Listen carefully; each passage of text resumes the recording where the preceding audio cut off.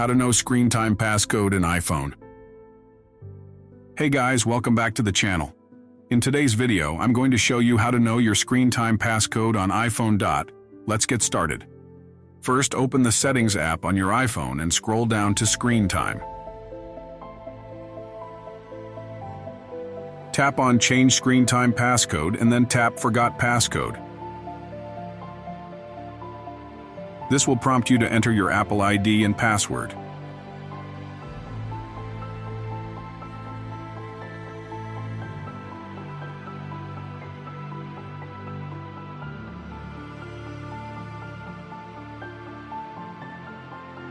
After entering your Apple ID, you'll be able to reset your screen time passcode.